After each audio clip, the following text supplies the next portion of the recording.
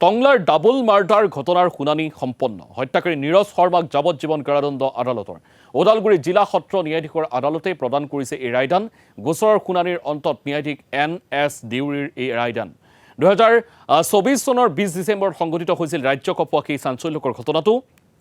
ঘাতক নীৰজ শৰ্মাই হত্যা কৰিছিল দুজনকৈ ভাতৃক। মাহীমাকৰ 2 সন্তান ক্ৰমে গৌৰৱ শৰ্মা আৰু কৌশিক শৰ্মাক পৰিকল্পিতভাৱে হত্যা কৰিছিল নীৰজে। হত্যা কৰাৰ পিছত দুয়োকে পেলাই দিছিল নাইকা নৈৰ জাৰণিত। আৰক্ষীৰ তৎপৰতাত ঘটনাৰ 24 ঘণ্টাৰ ভিতৰতে দুয়োৰে মৃতদেহ উদ্ধাৰ কৰাৰ লগতে গ্ৰেপ্তাৰ কৰা হৈছিল নীৰজ শৰ্মাক। আৰু এই ঘটনাৰ ছমাহৰ পিছত ন্যায়ালয়ে প্ৰদান কৰিছে এই ৰায়দান। এই সন্দৰ্ভত বিতং তথ্য জনাব সতীৰ্থ সাংবাদিক মুছাদ্দিক হুছেইনে।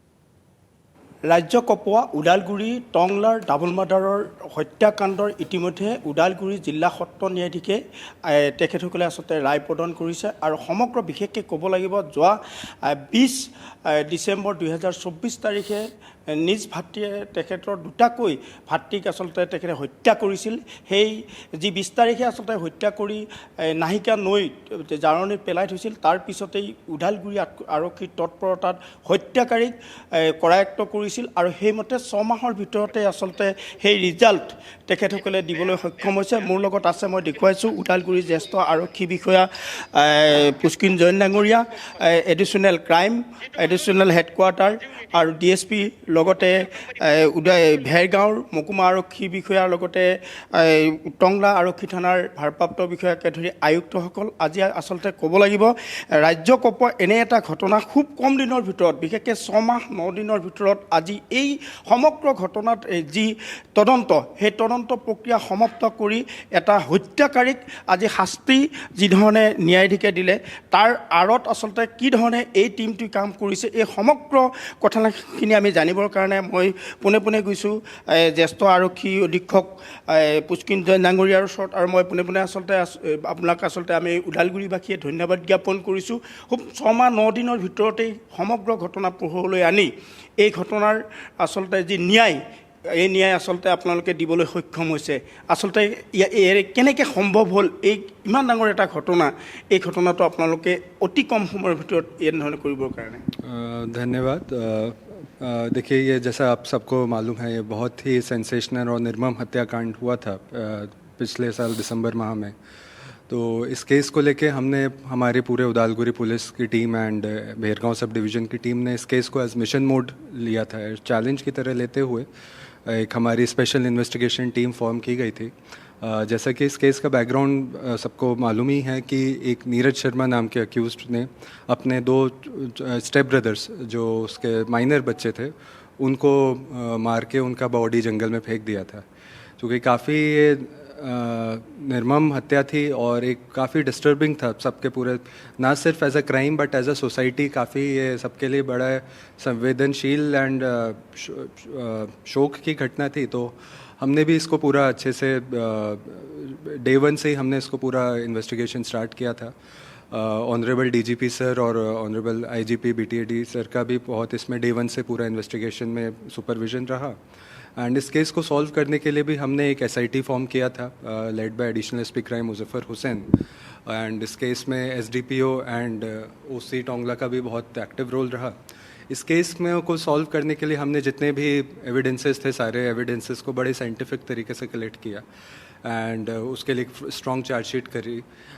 जस्ट टू इंश्योर कि अक्यूज्ड को ज़रा सा भी मौका ना मिले, हमने CDFD हैदराबाद, जो कि एक वर्ल्ड के लेवल की DNA फिंगरप्रिंटिंग का एक इंस्टीट्यूट है, वहाँ पे भी हमने DNA सैंपल्स को भेजा था टेस्ट के लिए। वहाँ से भी हमें पॉजिटिव रिपोर्ट मिला। तो मल्टीपल एविडेंसेस कलेक्ट करके हमने इस केस को पूरा इन्वेस्टिगेशन कंप्लीट किया एंड इसका चार्जशीट हमने विद इन 90 डेज़ इसको फाइल किया। एंड इस केस में मतलब ऑनरेबल सेशन जज सर से भी हमने बात किया था, हमने उनसे रिक्वेस्ट किया था कि अगर इसको फास्ट ट्रैक कोर्ट ट्रायल की तरह चलाया जाए, एंड सर ने भी हमारी रिक्वेस्ट को एक्सेप्ट किया।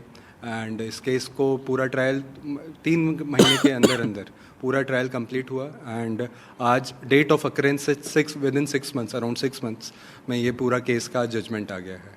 एंड हमें लगता है कि हम इसमें जो विक्टिम, जो बच्चे थे, माइनर बच्चे थे, उनको हम न्याय दिलाने में सफल रहे हैं।